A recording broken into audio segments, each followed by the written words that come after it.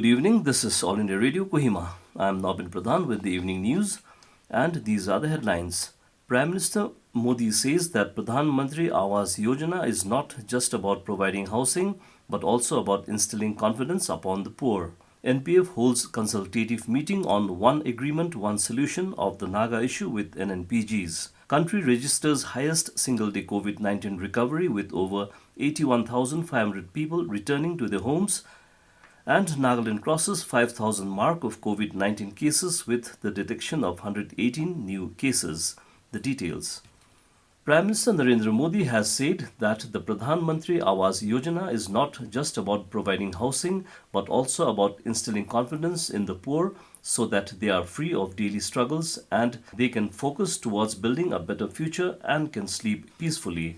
He was speaking during the inaugural function of 1.75 lakh houses built under Pradhan Mantri Awaas Yojana Gramin in 12,000 villages in Madhya Pradesh today. Describing PMAY Gramin as a fine example of converting crisis into opportunity, Modi informed that despite various challenges due to COVID-19, construction of 18 lakh houses have been completed in the nation. Elaborating on the contribution of the skilled manpower, Prime Minister said that the speedy construction of houses has been made possible due to the contribution of our labour brethren who returned from cities and took benefit of Pradhan Mantri Garib Kalyan Rojgar Yojana to build homes for poor people. In its attempt to unite the Naga political groups and to facilitate in bringing about one agreement, one solution to the protracted Naga political issue, the Political Affairs Mission PAM of Naga People's Front today held a consultative meeting with the Naga national political groups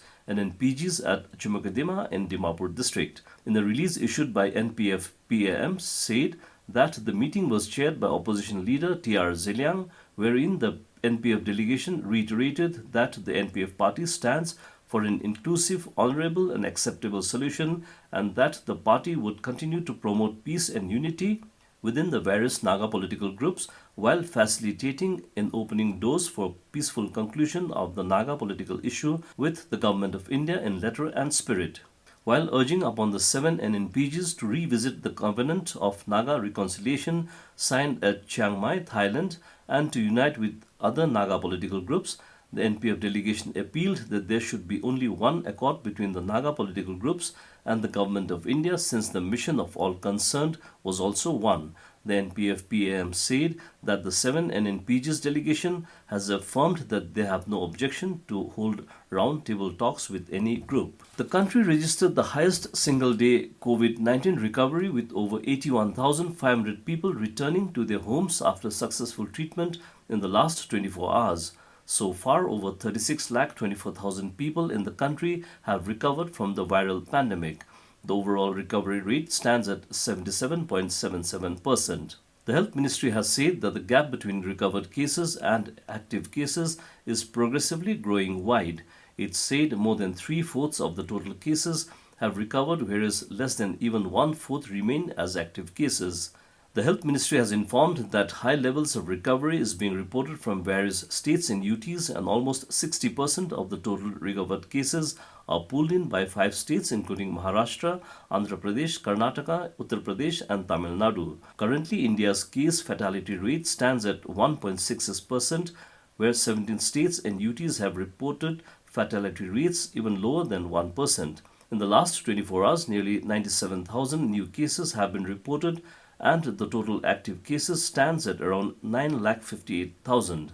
1,201 fatalities have also been reported in the last 24 hours, taking the toll to 77,472. In Nagaland, another 118 persons tested COVID-19 positive, increasing the number of confirmed cases in the state to 5,064 today. Health and Family Welfare Minister S. Pangnyuphom in a tweet informed that out of the 609 samples tested, 113 in Dimapur, 2 each in Kohima and Peren, and 1 in Mon district were found positive. He also said that the state reported 31 recoveries of COVID-19 patients, 25 in Kohima, 5 in Mon, and 1 in Phek district. Of the total cases, Nagaland now has 1,221 active cases, while 3,822 people have recovered from the infection. So far, 8 out of 10 deaths are due to COVID-19, while 11 have migrated. Nagaland's recovery rate has come down to 75.47%. You're listening to the news from All India Radio, Kohima. Several Dimapur-based non-governmental organization (NGOs) yesterday launched the second phase of Protect Dimapur COVID-19 project at DC's conference hall in the presence of DC, ADC and CMO Dimapur. Addressing the gathering, DC Dimapur Rajesh Sundararajan acknowledged the team for their voluntary service, helping out in different ways during the pandemic. He further stated that the COVID-19 cases have come down because of collective efforts, and at the present situation, enforcement of SOPs is much needed. Convener of the campaign, Pastor of Lotha Baptist Church Dimapur, Yanbemo Ovung, addressing the volunteers, informed that the campaign would be carried out on alternative days for 2 weeks starting from September 14th.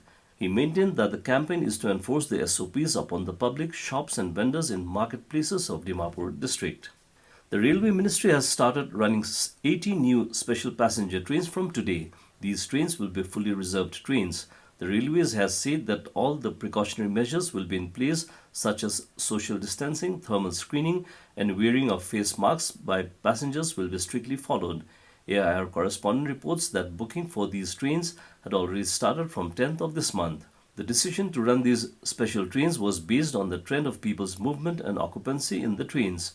These 40 pairs of trains are in addition to the existing 30 special Rajdhani trains and 200 special mail express trains. The ministry said more trains will be made operational in due course of time if needed. National Testing Agency NTA has announced the results of JEE Main in a record time of just 4 days. The test, which is the qualifying exam for appearing for the JEE Advanced, was held in 10 shifts from 2nd to 6th of September this year. 24 candidates scored 100 percentile in the joint entrance examination main, and the largest number of toppers are from the states of Telangana. Among the remaining toppers, 5 are from Delhi, 4 from Rajasthan, 3 from Andhra Pradesh, 2 from Haryana and 1 each from Gujarat and Maharashtra. JEE Main was postponed twice due to the COVID-19 pandemic. The examination was conducted without any glitch in 660 centers in 232 cities, including 8 outside the country. Since 2019, the test has been conducted twice a year. The first cycle of the entrance test this year was held in January. And Nagaland police today arrested 2 persons for smuggling 260 kilograms of contraband ganja worth 15 lakh rupees. According to police sources, the highway patrol team of Kohima police on routine patrolling along NH29 intercepted a truck and on thorough search of the vehicle recovered the contraband ganja. Police said a case has been registered at Secha Zubza police station for further investigation.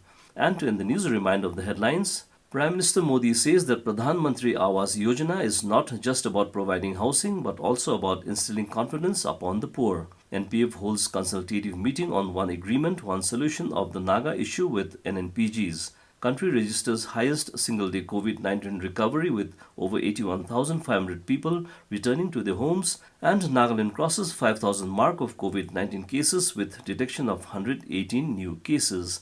And that's all the news we have for you this evening. Good night.